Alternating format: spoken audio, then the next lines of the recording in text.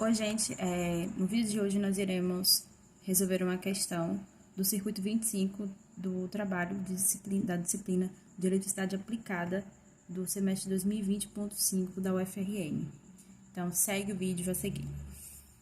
A finalidade desse circuito é calcular a potência no resistor de 2 ohms. Nós iremos utilizar uma das análises da teoria dos circuitos, que é o Teorema de Norton.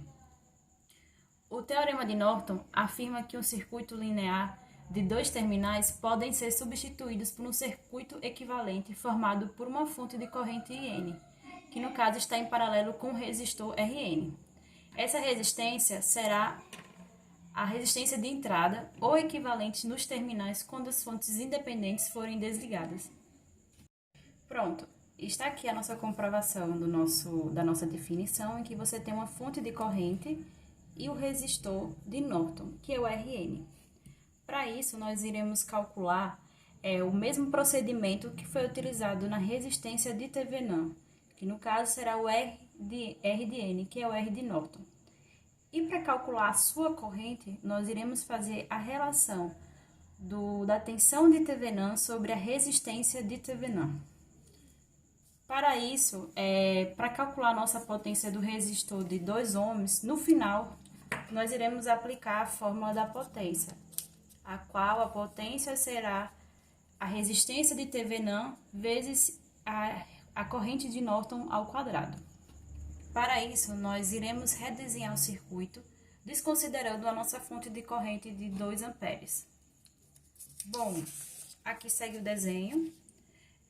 Como a fonte, no caso, essa malha tem uma fonte de corrente e tem 2 pontos aqui que estão em abertos, no caso, não passará corrente, então nós podemos desconsiderar ela. Se levarmos em conta, nós também colocamos a fonte, de 1 volts. Para isso também, para auxiliar nos nossos cálculos, nós também iremos excluir essa tensão de 3 volts. Com isso, nosso circuito ficará dessa forma. Então, nós iremos utilizar métodos de resoluções para encontrar nossas correntes e assim depois calcular nossa resistência de Norton. Para isso, irei adotar a análise das malhas, em que nós iremos colocar a nossa corrente 1 nesse sentido, a corrente 2 nesse sentido e a nossa corrente 3 nesse sentido. E fazendo a nossa análise, nós encontramos essas equações de cada malha e com as suas respectivas correntes. E depois de fazermos os cálculos, nós encontramos. Então, com isso, nós podemos encontrar o nosso RN. Nosso RN ele vai ser justamente a tensão sobre 1 menos I2. Só que tem um porém. Eu não posso que eu substitua qualquer valor de tensão aqui, tem que ser a tensão a qual eu substituir.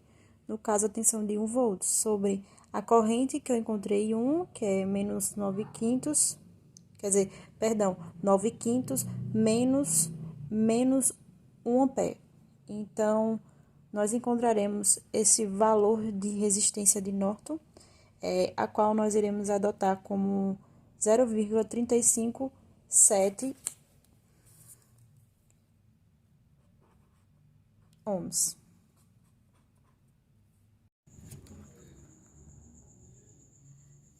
Pronto. Agora nós precisamos voltar ao nosso circuito original, que no caso é esse daqui, para achar a corrente de curto-circuito, que no caso seria o nosso I de Norton, ou ICC. Então, para encontrarmos a nossa corrente de Norton, iremos substituir o nosso resistor de 2 ohms por uma linha qualquer no ramo, ou seja, iremos fazer uma reanálise de malhas ou análise nodal, que no caso vai ficar ao seu critério. Ou seja, eu vou ter que desconsiderar esse resistor aqui e apenas colocar uma linha nesse ramo, no caso, esse até aqui. Então, aqui nós poderemos encontrar a nossa corrente de Norton, que vai ser o nosso I de N. E colocando lá no resistor de 2 ohms uma linha no ramo, Iremos fazer mais uma vez a análise de malhas para encontrarmos o valor de IN, que é a própria corrente de Norton. Eu adotei o sentido horário, né? Então, vocês podem ver as 4 equações, malha 1, a nossa malha 2, a nossa malha 3 e a malha 4. Um detalhe na malha 4 é porque ele já tinha uma fonte de corrente de 2 amperes, então como eu adotei o sentido horário, que no caso é o contrário do sentido da fonte de corrente, então ela vai ter o sinal contrário. Consequentemente, já posso encontrar a nossa equação de V0. Depois de realizarmos procedimentos matemáticos, encontraremos esses 4 valores de corrente. E aí nós poderemos determinar a nossa corrente de Norton, que é o nosso IN. Chegando na nossa fórmula do IN de I1 menos I2, neste caso do nosso circuito, teremos uma corrente de 21 amperes. Assim, poderemos aplicar a fórmula da potência para encontrarmos o que a questão está pedindo.